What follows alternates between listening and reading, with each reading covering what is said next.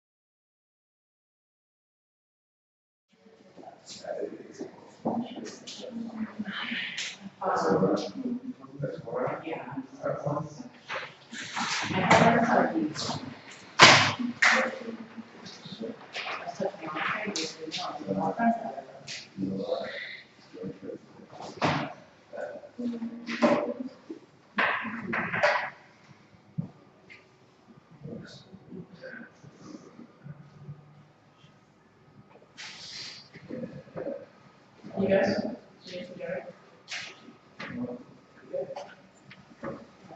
All right, so we'll start with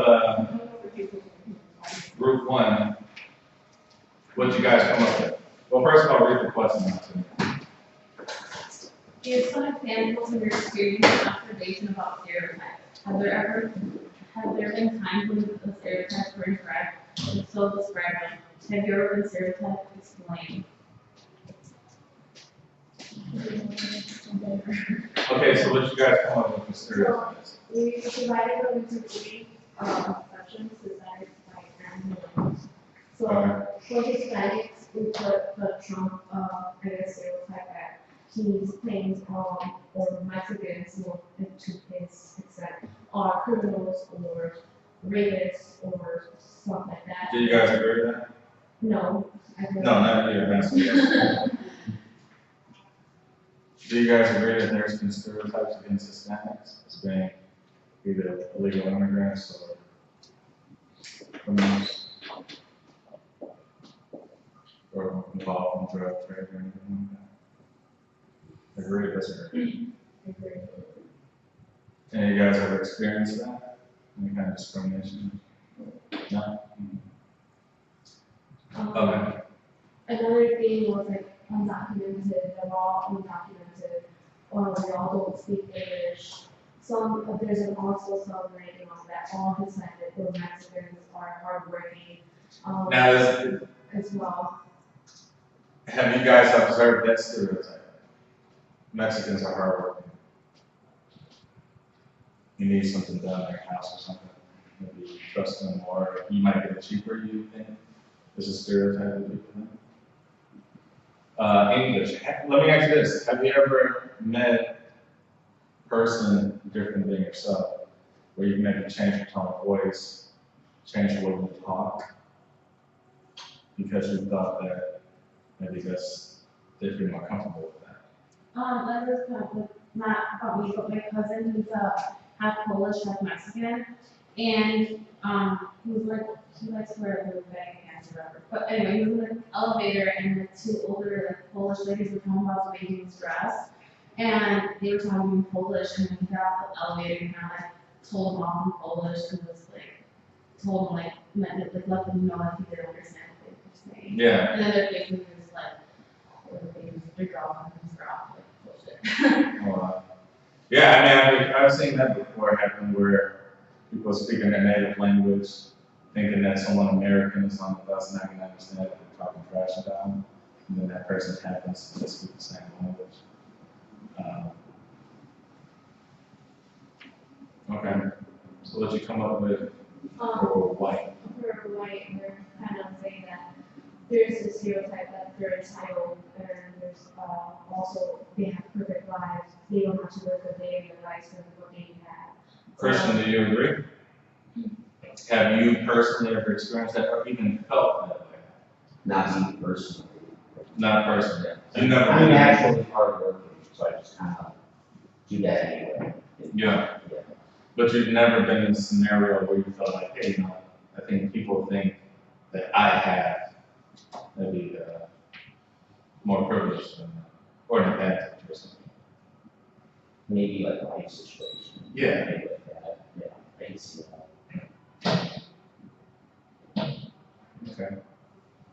We also put that they prioritize work and they're not family oriented, which is kind of like what we say that the Hispanic community, a lot of communities are more family oriented than Americans. It's just kind of not always the case. So we put that. On the millennials, we put that we've heard that like we ask for too much, we're lazy at the same time though, and then we ask for more and entitled, and it's into technology. Mm-hmm. Do you guys feel that way? Since you all are millennials, do you feel that people treat you, maybe older people, feel like they treat you a certain way because they think, or do you feel like, hey, they feel like you're tech savvy? Anybody? I feel like we're more adaptable to new technology than our older generations are. But you think people also perceive you that way? You think people perceive you as athletic, maybe a stereotype? Or if you're not wearing a uniform, There's been like, sort of research, but like millennials don't last like an average maybe like 2 to 3 years in a job. So like if you're like an older hiring manager, they don't see that as necessarily a good thing because they're used to someone who's already 15 years with the company and or something like that. that was interesting. I mean, we stereotype all the time, every day, constantly, and that's just the truth, right? We stereotype when walking in the hallways, when we meet somebody or see somebody. We may also divide ourselves in this room. Look at the center of the room, predominantly male. The right side of the room, towards the front, predominantly white American. This side, I'm not sure where you're from, Tessa, are you European? I'm Greek. Wait, you get Italian, European, right? You get our Saudis all the way in the back. They're the back guys. Hussein, you guys. So we do divide ourselves according to stereotypes, you know, because it makes us affirm something about ourselves. Because we don't have information about people. So it makes us think like, oh, my reference tells me that I should really go here because it makes me more comfortable. And I assume that this person is more like me than others. So we tend to congregate. I mean, but it's subconscious. It's on the subconscious level. It's not at the forefront of our brain, you know, but you don't notice it until you really observe it. What are you going to say? The whole technology thing, I think people assume we're tech savvy, but there's also the like other side of that they assume we're addicted to technology and we can't interact with people socially. Yeah. Do you guys feel that way? Like, hey, people just think like we just text and social media just way too much. Like older people, think generation gap.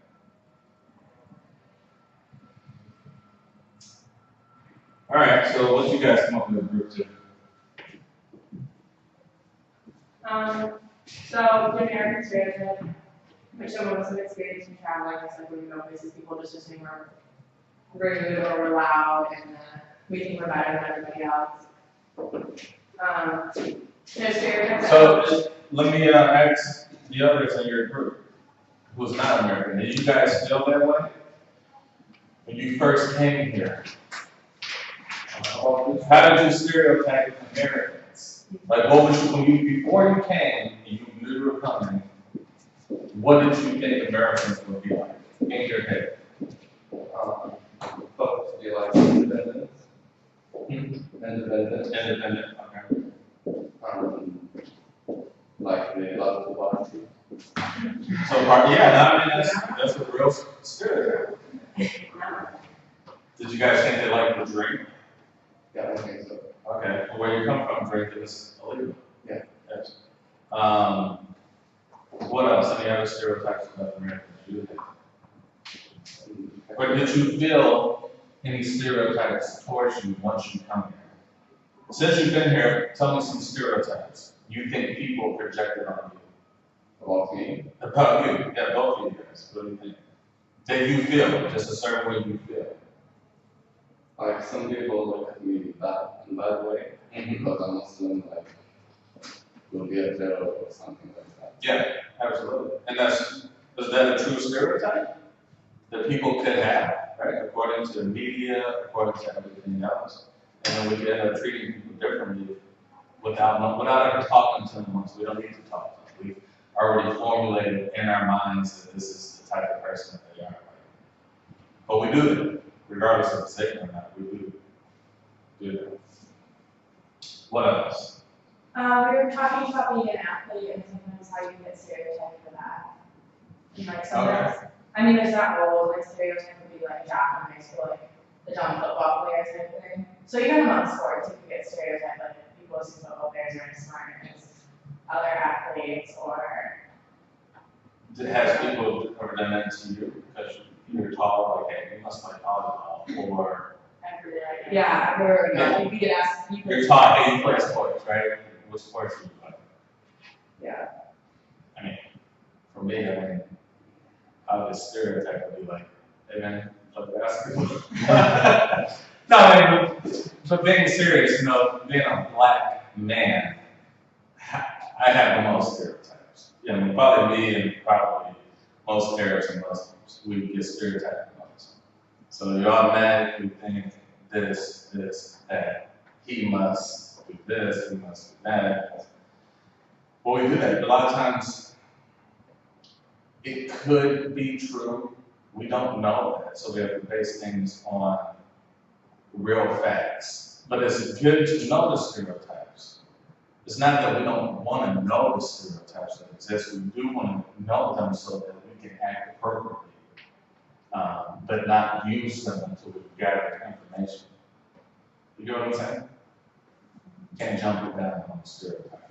But they're there, they exist, they're popular, they're consensus amongst people,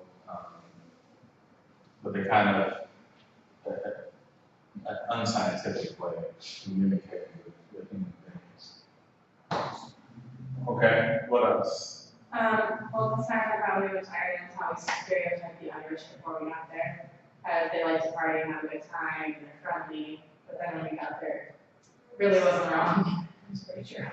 That's pretty true, right? Yeah. Obviously, you go to Ireland, you think like, dude, there's a bar every 6 feet. You know, everybody's gonna drink. It was like 3 on campus. So. Yeah. Yeah. And you like the party, actually. I go to an Irish bar every Thursday. Thursday? Yeah, Thursday. Yeah, that's the name. It's my Irish bar. Yeah, and they're real Irish bar. These dudes are strictly from Dublin. Yeah. And the owner too, he's Irish. I'm the biggest U2 fan ever. So was the bar. So, you know, that karaoke. So I go and we pan out singing. Me and the bar owner, we close out the bar tonight. He always comes to me every night. Zack, come up. This is good. So we close the bar singing U2. Because U2 is my favorite band. I'm an 80s fan. So, but yeah, like I'm saying, stereotypes, we want to have the information there, but we don't want to use the information until we gather more information about people, right? You get what I'm saying? We could think Latin Americans particularly like family, and they're particularly like cooking, and they're all about family and community. But we don't want to assume that just because we see somebody like, hey, you look Mexican, you look Puerto Rican, you know, Bolivian or something. Which is basically just lost in translation. That is typically, I guess, you want to say philosophically or psychologically, that's a gap in the human mind that creates us to be a very flawed species, but also a very great species. We compartmentalize information, and that's how we process our thoughts. Everything goes into compartments. So we put the color black here, we put the color red, the color blue. We put math here, we put art here, we put Republican stereotypes, Democrat stereotypes. We compartmentalize all this stuff, but that's just how we effectively communicate. But at the same point, it's yin and yang because there's a gap. You can't truly know the essence of some human being. You truly can't know someone if you've never had a shared experience with them, which is also leads to a gap in technology. You text somebody something, and they're like, what the hell? You're like, I didn't mean it that way.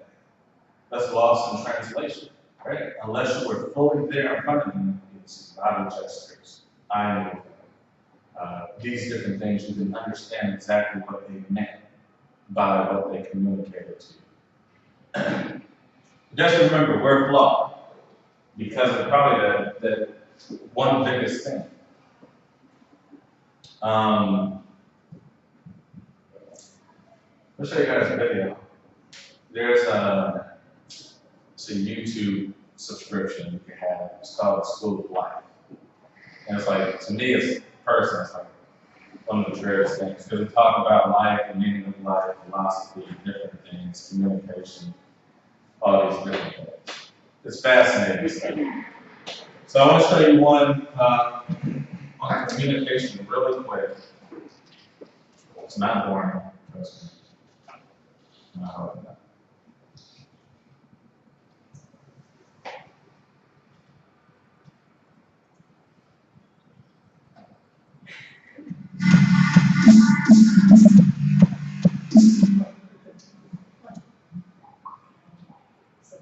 It's easy to grow up with a sense that our feelings are reliable guides to ourselves, the people around us, and the world at large. We can call this optimistic thesis the clear pain theory of the mind, implying that we are able to look out onto the world pretty much as if through an undistorted and bleach-free pane of glass. Yet a long tradition of philosophy has sought to warn us of a far trickier truth. The school of thought known as skepticism that began in ancient Greece in the 3rd century BC proposed that a great many of our solid-seeded sensory first impressions should not be assumed to be accurate, and must instead be submitted to the glorious process of rational unscrambling. Far from our minds being clear panes, they're full of scratches, blind spots, and warps. To be wise therefore means for the skeptics to strive to be permanently vigilant about how much we're inclined to misunderstand reality by trusting our first feelings. One tiny instance of our distorting minds that particularly fascinated the Greeks was a strange phenomenon that occurs when a stick is partially submerged in water. It immediately seems as if the stick angles into a fin just at the point where it meets the surface. But if we pull the stick out, we'll see that it's of course still straight. The skeptics took this tiny example as a gateway to advance the truth, that our senses are humblingly fallible. The way things appear to us is often simply not how they in fact really are. Skeptical ideas would have been the leading force behind the development of modern science. In the middle of the 16th century, the Polish philosopher and astronomer Copernicus demonstrated that whatever our senses might have suggested to us for hundreds of thousands of years, according to logical reasoning, the truth is that the sun does not in fact revolve around the earth. But the skeptics weren't only interested in the errors we fall into when doing astronomy. They were fascinated by our tendencies to fall into error in our personal lives under the influence of our emotions. For example, our minds are seldom free of the influence of moods, a kind of emotional weather that scuds over our mental horizons, normally without us having any understanding of where these moods have come from, where they might lived, or even that they exist. However, these moods can have decisive impact on our ideas. We might in one mood consider ourselves fortunate to look brightly at the future and feel grateful to those around us. And then, a few months later, without anything out of the world having changed, another mood might lead us to a wholesale reevaluation of almost everything around us. Actually, part of what leads us subject to a mood is not to realize that we are in its own. We simply feel with our friends, or we might find out yesterday that we are good in our job, which once offered us so much, yet so. Tiredness can be a particularly powerful agent that silently and visibly perverts our judgment. The 19th century skeptic Friedrich Nietzsche remarked, "When we are time, we are attacked by ideas we thought we'd conquered long ago." The crucial is extremely rare and counterintuitive to judge that it really might be timeless that's affecting our outlook rather than certain objective facts in the world. We are keen to conclude that we've suddenly developed a deep resentment against humanity, and we urgently need to get to bed. Lust conceals the pain of our judgment, leading us to see sensitivity, kindness, and decent alternative to our current either. But there is, in truth, just an exceptionally beautiful profile, and perhaps not much else. As the German skeptical philosopher Arthur Schopenhauer rightly concluded, immediately after procreation, the devil's laughter can be heard. Appreciating how flawed our minds are forms the basis of English history, and emotional skepticism is founded. This skill defined as the cautious awareness of the misleading power of our feelings on our judgment. Having surveyed the fragilities of our minds, the ancient Greek skeptical philosophers recommended that we learn to develop an attitude of what they called equity, translated as reserve or suspension of judgment. Aware of our tendencies to error, we were never to rush into decisions, we were to let our ideas settle so that they could be re-evaluated at different points in time, and we were to be especially vigilant about the amount of sexual excitement or tiredness and information on plans. For a range of historical reasons, we have collectively been extremely reluctant to recognize the benefits of emotional skepticism. The romantic movement of the 19th century proved us that the guardian would often disastrously show that it's our emotions that are always our finest guides to the truth. We know only to counteract the problems of our minds if we sometimes do ourselves the honor of not listening to our feelings, instead waiting for certain unhelpful moods to pass and accepting that we are behind highly viscous bags of saline solution who stare out at reality via a highly unreliable and distorted pane of glass, and must therefore frequently suspend judgment, moderate our impulses, watch over our diet, and strive to get to bed early.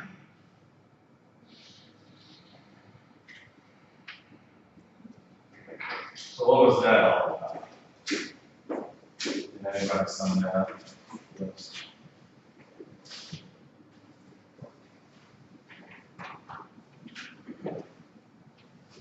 Did you guys understand the video? Did you guys get it or not? Or was it kind of too much going on? Yeah. I think it's talking about like impaired judgment based on like what's happening, so if you're tired, you're not gonna see things the same One of the way. most exciting aspects of the early days of a relationship can be the sense that a lover understands us without us knowing. Okay, I'm sorry. What's that? I said it was like impaired judgment, kind of based on how you're feeling. Like Yeah, how your feelings impact how you see the things around you, or receive the messages from the things around you. Yeah, absolutely. It's our perception of the world that kind of makes us very flawed. I think the biggest word out of this is bias.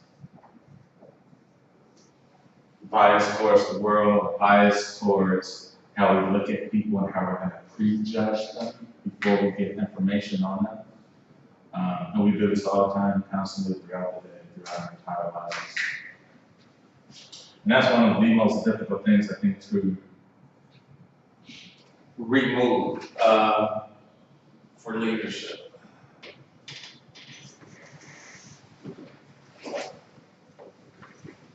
I think the best leaders,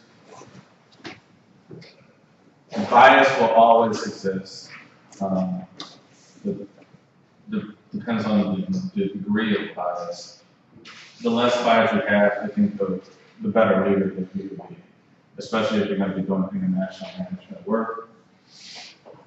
And so we can't let our feelings and emotions about things impact our judgment. Even when I went to South Africa, so this was my perception of South Africa. South Africa had the highest degree of HIV/AIDS. It had one of the highest degree of disparity in money and income. So the first thing I'm going there thinking, It's like, hey, this is going to be like a third world country. This is going to be like the Africa that you see on TV. Flies in kids' eyes, very uncivilized, that type of stuff. When you get there, you're like, oh man, this is just like the United States. This is really good. And you see the similarities, exact similarities. It's just different degrees. Poverty is the same here when you go to the ghettos of New York, of Chicago, of Atlanta, of LA. It's just a little bit spread out. And so what I learned that going and experiencing things as opposed to objectively just looking at things, there's a huge, huge gap in that. So therefore, we form these truths in our minds and say, man, this is true. This is true about this place. This is true about these people. This is true about this scenario. Even if we've never even experienced it ourselves. We do that all the time. So what I'm saying is to be a good leader, you have to reserve that and say, I really don't know until I get there. I don't know until I experience it. Something really intriguing, because I study, I really want to get off the topic of that when I went to South Africa, but obviously racism is a huge thing there, but it's not something that I wanted to cover. I was covering something different. I was covering like trauma from other things. But some of my colleagues or whatnot, they constantly bring up race. And so I think the biggest argument, even with that, you can see is a lot of colleagues are white, black, so clearly they ask questions. And the biggest thing was a lot of them felt like racism didn't exist. Why? The biggest thing is that they've never experienced it. So it's hard to see someone else's experience, but you've never experienced it. You've never blatantly, openly, honestly experienced like racism or prejudice or anything, or stigma because of sexual orientation or gender discrimination or any of that. Then you can form a judgment on it, but that judgment is probably highly biased, highly fallible. So the thing is, we should try to reserve those emotions and those feelings and those prejudgments until we get further information on the subject. And that's just really kind of how life works. Because Christian, you mentioned even on this list that you really didn't experience that much stereotyping. So you may have experienced less, and that may say something. But we won't know until we get more information. But maybe we didn't know that until we got this information. And then we think the rest of us may have, I've been stereotyped before, stereotyped all the time. So.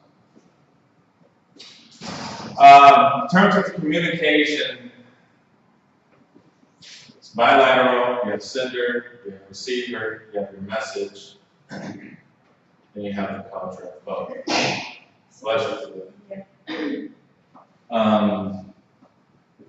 The thing in between that loses us is what we call noise, cultural noise. And that's exactly what we're talking about, these perceptions, these prejudgments, these stereotypes that we have of people. And they also have it with us. So therefore, when we communicate, we have to constantly adjust based on their reactions to us, or how we perceive that they react. Therefore, if not, nothing gets done. You don't come to any negotiations, you don't settle any contracts, you don't get the work done, even with your employees in another country, or with people that you're trying to secure business with. So the big thing is working on what undermines the meaning of our communication. Lost in translation. We're saying the same exact words, we're saying it differently. We may have already emailed each other about what we're going to discuss when we meet up. When we get there, it's a whole other story, right? Because we come from different walks of life, we express things differently, we gesture, one talks high, one talks low, all these different moments. So we have to constantly adjust ourselves to come to some formation. Does anyone know what attribution is?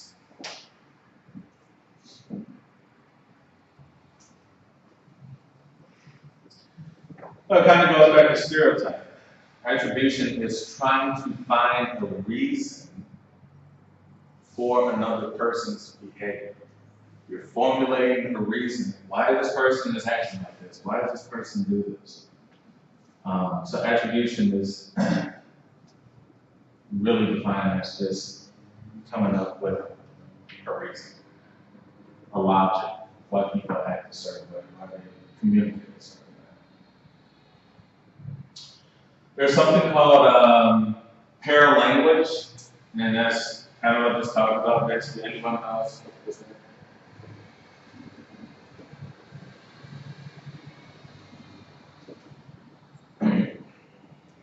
Basically, it means you're saying the same stuff, you're saying it here. So paralanguage exists in all human forms of communication.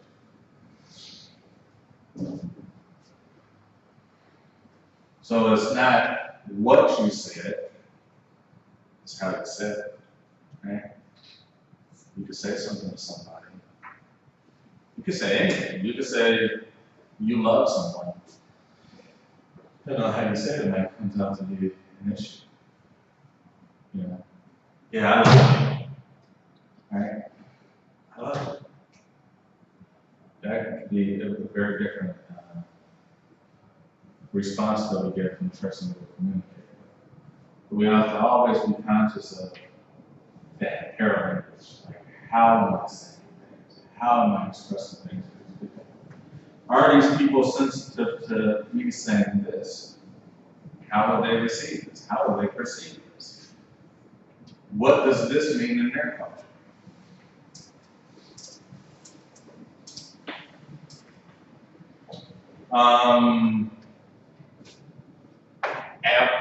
Apple, iPhone, several devices has that haptic engine. You guys have heard of that? Somebody has an iPhone 7? iPhone 7? Little haptic engine. Doesn't have a physical button on the iPhone, home button. iPhone 6 is a button you press, right, on the home.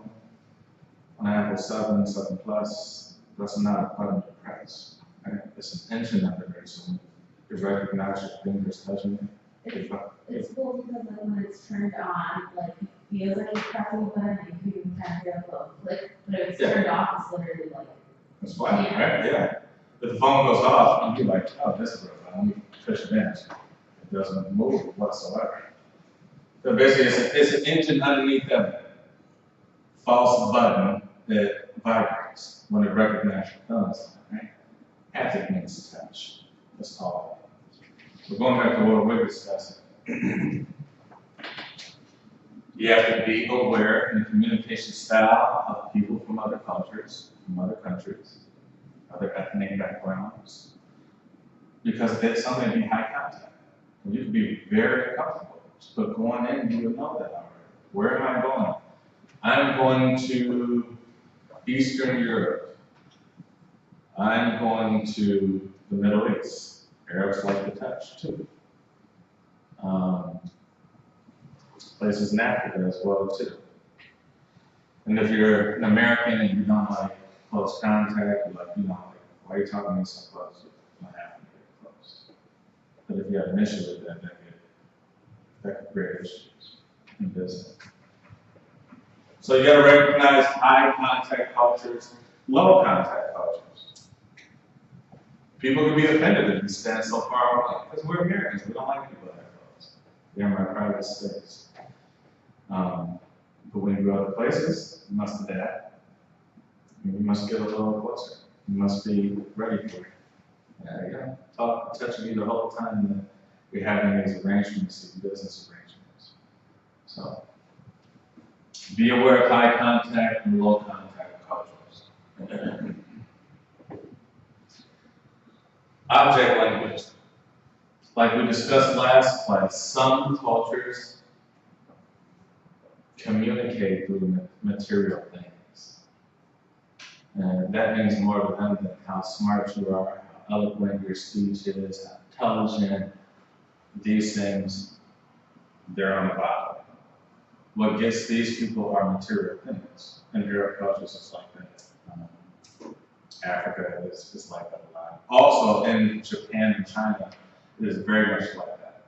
So when you go there, the first thing they're going to show you in China or Japan, if you're doing business, they're going to show you their office. And the office is going to be 90th floor, greatest view of all time. You're going to, before you even talk about anything, spend a couple hours here just looking at how awesome their life is. And you got to be prepared for that. Because you may be a person like, yeah, I really don't think about this stuff. You know, no, I don't care about the flash. But you should care about the flash if you're going to China and Japan. You should be very interested, intrigued.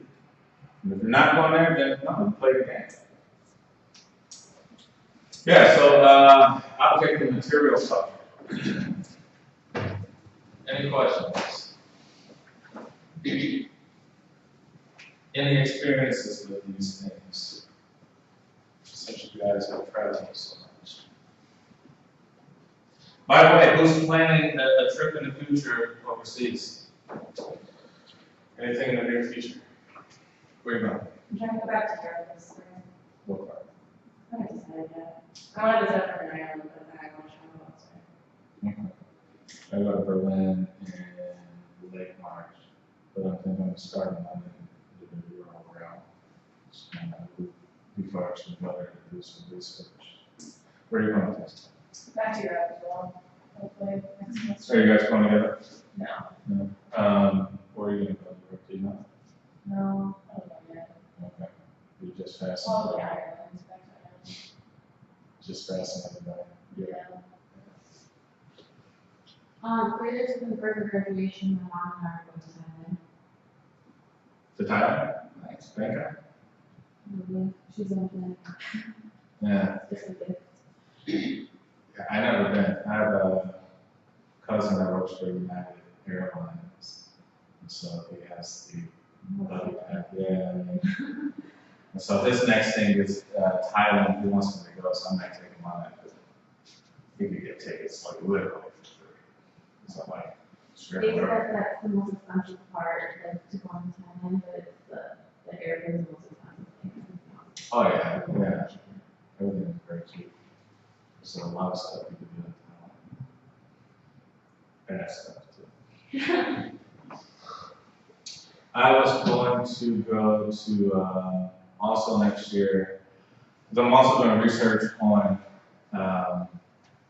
what's described as hyper-violence, beheadings, mutilations, torture, stuff like that.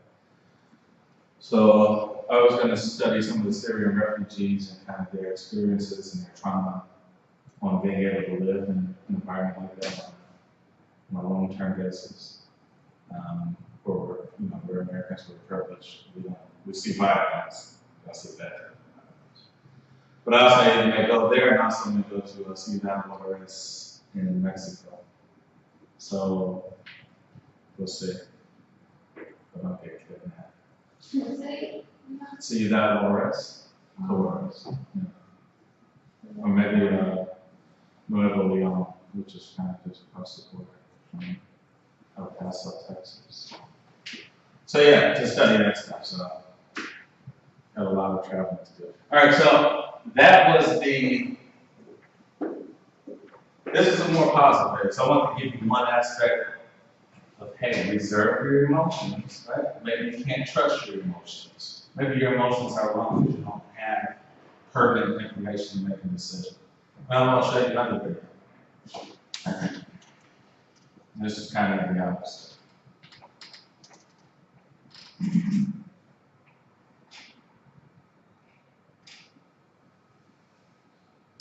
By the way, this channel is awesome. I'm telling you, it talks about relationships. It talks about how human beings are kind of just really just meant to be lonely. It's really intriguing stuff. So whereas we talked about kind of reserving your communication, right? This talks more about that's the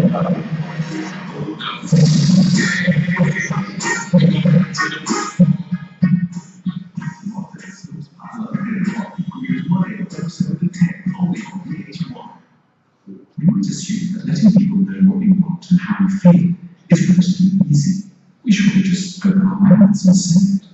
But human life shows extraordinary troubles around communicating our intentions and emotions clearly and honestly. This is some of what we get up to as an alternative to straightforward communication. We say nothing, but somehow expect to be understood anyway, and blame us if we're not reading our minds. We don't get something off our chest. We go over people-pleasing behavior, but secretly we build up hatred and resentment. We pretend we don't care. We become avoidant and tough. We say things are okay, and they're not okay at all. We explode dramatically rather than explain calmly. The explosion often be the result of a past burial of the problem that then gives way to an eruption of resentment. We nag bitterly. We give up even trying to explain and get interested in trying to order, impose, and control instead. There's so much that we should be talking about. What we want in bed, how hurt we are by certain things our friends and family do, usually inadvertently, how badly we need a cuddle but don't want to be weak by asking, or how we want a pay rise, a promotion, or a shift to another role we can surely do very well. Non-communication starts early. It's almost always the result of a certain sort of childhood in which we were not allowed to get things off our chest in a direct and sincere way. Perhaps we had an angry parent around whom we had to walk on eggshells. We had to be so careful with what we said, or a terrifying explosion could be unleashed at any point. Maybe we had a prudish parent. It broke their heart every time we were a bit rough or unhygienic. No wonder we can find it hard to be frank about our body and its desires and needs. Or maybe we had a very fragile parent whom we loved but were always afraid of bringing problems to in case they couldn't take it and broke down. Or perhaps the parent was too preoccupied and busy, unconcerned with nothing next to the challenges they had with the corner shop, the doctor's surgery, or the business. Bad communication has its roots in the feeling that you can't be both truthful and tolerated and loved. Who you are isn't enough. Once we get more conscious of how reluctant we are to communicate directly, we may be able to start to take action. By understanding our past, we can see that the present may not in fact require the compromises around communication we once had to accept as children. Without quite noticing it, we may be sticking with a very unfortunate habit that was formed, understandably, to deal with problems that actually belong to another past era. We can afford to be bolder. We're stronger now, and others are stronger than we might imagine. Most people can actually take some stiff news, and if they really can't, we can walk away. Put yourself in the shoes of those you're afraid of. Is it really so nice to be lied to or not told what matters? People need to know the bad news to fix it. We can endure the risk of being disliked in the name of a cleansing confrontation. We should go through mental exercises to practice an inner resilience around communication. I may be sacked, but I can find another job. They may not like me here, but there are other places where I can find friends. What I feel is not always bad or strange. It deserves to be heard. We have to tell ourselves helpful, important things that we fail to hear from others sufficiently loudly early on. You're going to be okay, whatever happens next. I will love you, even if the news is challenging. It might be stalking the earth when our shoulders are hunched and our eyes weary. We have nothing to be ashamed of. We can afford to say what we really feel to those who deserve to hear it.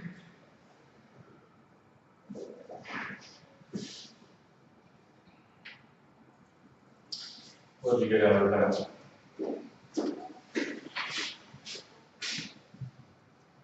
Is anybody actually watching?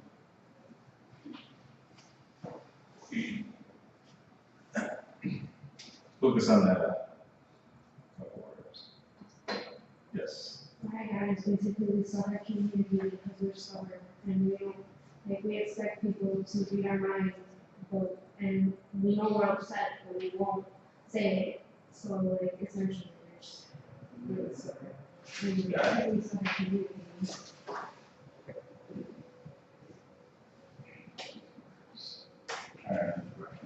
So maybe the issue is we can't be completely honest. We can't be completely honest with people. You think that's true? Why? But just in general, in life, can you be honest, completely honest everywhere? Can you completely express yourself the way you really feel everywhere you go? No, right? Because maybe we're afraid.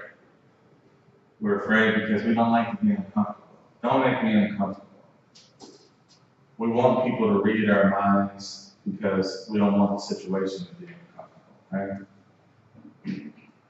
So once again, we have to be very cognizant of this.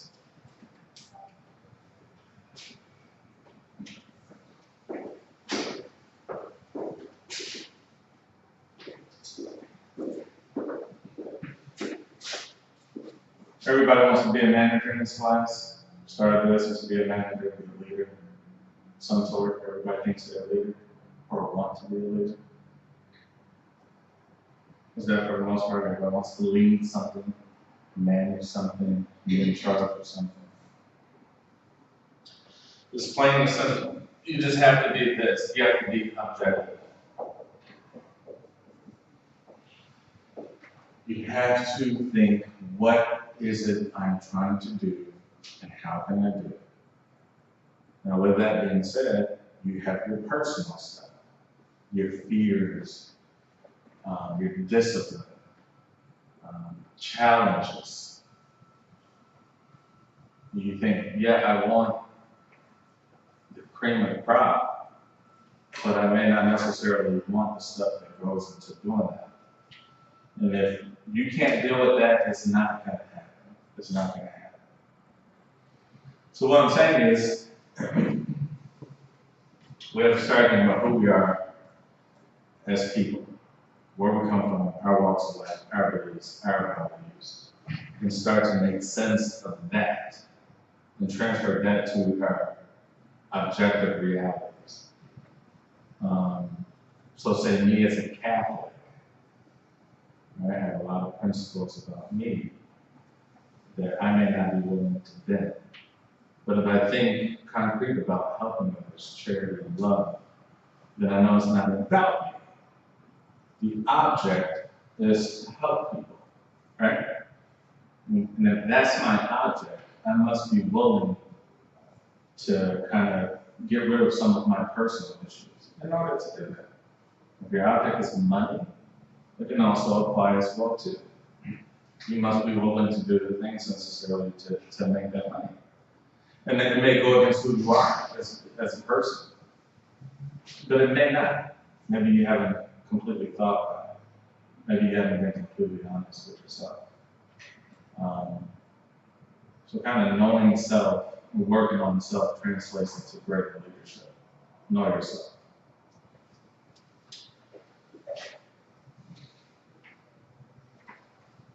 You guys understand that or no?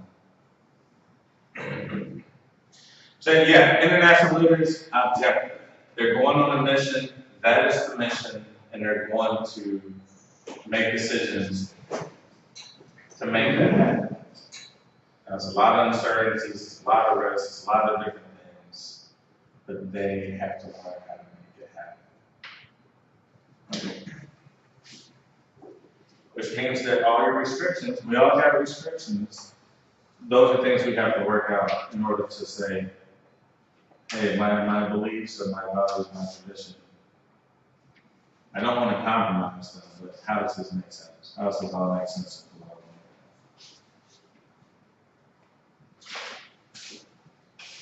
So just, we'll just finish off on this, a couple things about Japanese culture versus American cultures. Well, let me ask you this.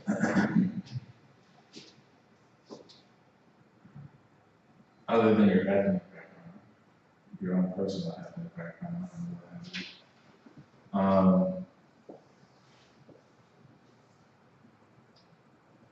going back to stereotypes. Tell me some stereotypes you think actually may hold true according to your life experience. Like ourselves, or about like when you stereotype other people. Yeah, maybe about others, yeah. That you think hold true based on your experience. Anyway, I mean, it could be not just about groups of people, it could be about Stereotypes about like women, they like to control things, and I like to like have control. Not with other people answers, but I like to have control something that I could control, like projects and like my own time management and things like that. I would prefer to have control over it than not. Okay. Yeah. Me too. I like control. I don't necessarily. I fly a lot. I don't like flying. I'm not controlling the airplane, right? Because I don't like that sense of helplessness, where I feel like I can't do anything. I have 3 motorcycles, and I ride with no helmet. Not because I'm cool, but just because it just takes away from the experience. But I don't do anything too stupid. I try not to. But granted, others can do some stupid stuff. But that shows, and when I was in LA, it was all type of crazy stuff. It's mountain climbing, it's parasailing, it's windsailing in the Mojave Desert, it's all that stuff. But I like to be in control. But as soon as you say, hey, someone's at the helm with this and none of you do, then I feel very, very uncomfortable. I'm always alert, I'm always trying to be alert. So yeah, control. Yeah, I mean personally. Were you gonna say something? No. No? But I care about roller coasters. I don't like roller. As a kid, I used to go to Six Flags all of the time. And as I get older, I just never liked that feeling that, hey, somebody else might mess up, So, I mean, I'll go with my wife, and then, okay, I'll do we'll show up, and I'll be pumped. Like, I'm good. I'm going to Superman, I'm going to Giant Drop, I'm going to vertical velocity, and all stuff. And I'll do like one. Then after I do one, I'm like, and I realized why I didn't like it. And it's like, come on. And then it just ruins. And it turns to like an art. And I'm just sitting there while she's like, going on the giant grab. And then she comes up like, oh, that's so awesome. I'm like, okay. We'll go to the water park. But yeah, so I mean, I really don't like I like being in control. I don't mind, I'll do anything crazy. Anything, as long as I'm the one doing it. I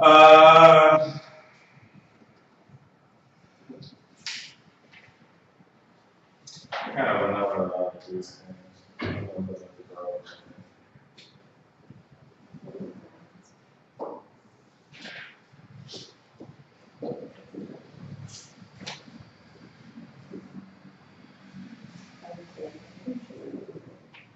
Oh, one thing. So, talking about this, I was just looking at Japanese and US, but think of our communication styles. We'll go really quick. What do you think your communication style is? Based on where you come from. Based on who you are as a person right now. What's your communication style to people? I mean, it depends, like, honestly, I probably reply to emails faster than I reply on text messages. But that's just because. So you feel like electronic communication is better for you than personal communication? I really depends on the situation, but yeah, I just feel like emails are more urgent because they come from like either my mom or like my job. In a business setting, what's your communication style? Email. But what is like, are you direct? Are you aggressive? Are you worried about buildings? I try to not be so worried, straight to the point. Do you separate that from your personal life? Like you leave work, now I'm a different person. Yeah, I know. Super loose, Yeah. Okay, I do that. What do you think your style is to you? Not you. No. I think I do care about feelings. I think I heard that from my personal life, I'm very careful to not hurt anyone's feelings. So you don't like conflict? No. Okay. What do you do when you're addressed with conflict? When people say, I can't believe you said that. What do you I take responsibility, but I wouldn't turn it back on that person. Yeah, so you stay reserved and you try to mediate. I understand. Okay. I feel that in the work environment, I'm very straightforward. I don't like being taken advantage of, so I speak my mind when something comes up. But in a personal level, I'm like her. I also try to avoid conflict, and I try to avoid hurting people's feelings, just being of who I am and how I was raised. Like, you know, I'm always been told to be careful. It's not okay to like hurt other people's feelings and stuff. So I think I do separate the two. You separate the two. Are you more soft-spoken in business than you are in real life? No, I think that I'm more of, I can be more, I guess, not soft spoken, but more stern in a way. Okay. Yeah. What about you? Go ahead. With work, I try to be friendly. That's kind of like the whole company culture. Oh. Yeah, like everyone kind of tries to avoid, confrontation, things like that. We try to, come off as friendly as possible, but a lot of people at my work get taken advantage of. I forget what do you do? I'm just inside office stuff. Okay, fair, kind of There's a administrative. lot of sales people around me, so you hear about the things that go on every day. Are you doing paperwork and whatnot? Paperwork and, just like commission stuff, little things, but when I'm contacting people to get information I need, usually it works out, but you have people that just, they know that you aren't being as direct with things and stern, so, it's really inefficient, I feel like, using email, I feel like picking up the phone, I feel like is like the best way. Way more process effective. people, yeah, Okay. and it works out. Yes, yes, I mean, you can see all the differences. In sports, are you more direct or are you more relaxed? What's your style? More direct. Once it comes like to on the field things, it seems like it's off the field with the and stuff like this. Your friend. So you can actually differentiate. You like, man, I came out hard on you during the game, like really hard to where you can, in each other's face. But after the game, because it's about out there to win. Also, you have different styles. Same for you. Yeah. In sports, like you totally are you the same guy? You communicate the same style in sports than you do outside of sports? I think we're completely different people between what lines and we are as opposed to outside the field. I think this is like, you literally, at least for myself, I think I literally become a whole different person on the field. Did you become aggressive, like, I'm doing anything to win, I don't care, this is how we're gonna do the win? It's only pretty much like dicks, I guess you could say to each other. We'll just chill. And like we get on top of each other's asses, we go do this for it. And then once like the game's done, the practice done, we do that, and then we go back to being cool and whatever. So, That's good, I actually think sports is like really good training for them, because that leadership role, team role, it's really good training for going into business. And that's why you see all the former athletes become managers, coaches, sports commentators, all that type of stuff. Because all those same skills that you learn, they transfer over, right? Because you can be hard on somebody, but hey, dude, this is what we got to do to win. I'll curse you out if you're not doing it. And then after the game, like, oh, let's go to the game. A lot of people can't do that because we get personally offended out here, So sports is really good. It's a really good thing to have. I'm just very direct, like, everything I do. So you're even killed with the same. Yeah, I mean, I prefer like in-face conversations like over the phone because I like to judge tone of voice and body language because I don't like to sugarcoat things. That's why like you give me a page length on paper that I have to be a minimum, so it's just really hard for me because I can write like very concisely. So I prefer to like read emotion so I can tell like what I'm saying is true blunt for the person I'm with. But on the court, I very direct. I don't know, I mean, I do like where people you have to be nicer to, like tone of voice is a thing, but in the moment, it's not gonna, I'm not gonna add sugar to the words. Yeah. Feel better if you like with my friends, I'm like, yeah. Same for you? Yeah, I would say, I'm kind of like, I don't wanna say I'm like the bearer of bad things, but I like, kind of like, on my team, I deliver like the unpopular opinion. Like, I'm kind of that person who's just like, straight up, I'm like, this is what's happening, this is what we need to do, and like, I'm kind of that person like, be the one that like, okay, well, she's saying the thing that everyone's thinking, but like, everyone else is kind of, Yeah. like, doesn't want to hurt anyone's feelings, but like, I don't really, if I hurt your feeling, I don't work on it. Like, sorry, that's kind of you need to self-identify. Like, I guess it's just the environment that I'm in. Like, when I work in retail, I'm obviously like a whole different person. I'm like this, I'm happy all the time, just like Super nice. smiling, super nice, super friendly. And like on the court, I feel like there's an objective. Like there, you have to get straight to the point somehow. And it's hard to just kind of like be friendly and still get your point across at the same time. So Yeah. I think like in order for people to take you seriously, you kind of have to like have an assertive like tone and just like demeanor. Yeah, very important. I mean, we see a lot of have different styles, and we say like, hey, you know, I do this, and I sometimes think it's the greatest. Like you said, it's your job. So I don't think this is as effective as if we pick up the phone call.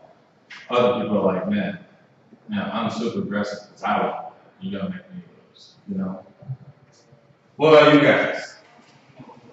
For me, it depends on the business. Like, if I don't have my boss, it would be short, straightforward. Like, something like co-worker, it would be more flexible.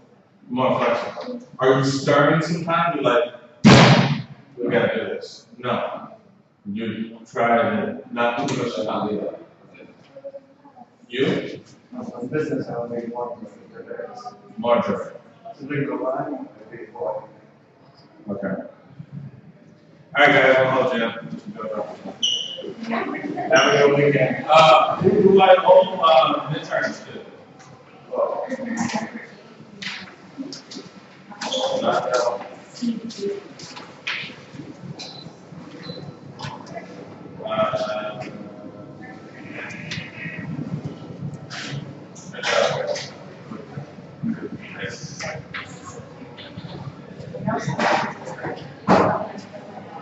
Good job.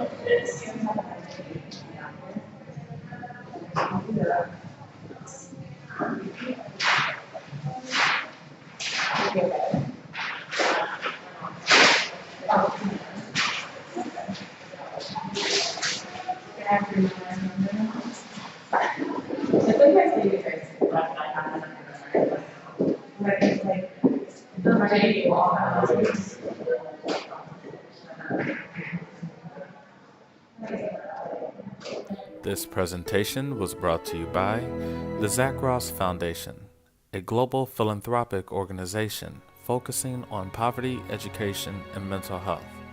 We hope you've enjoyed.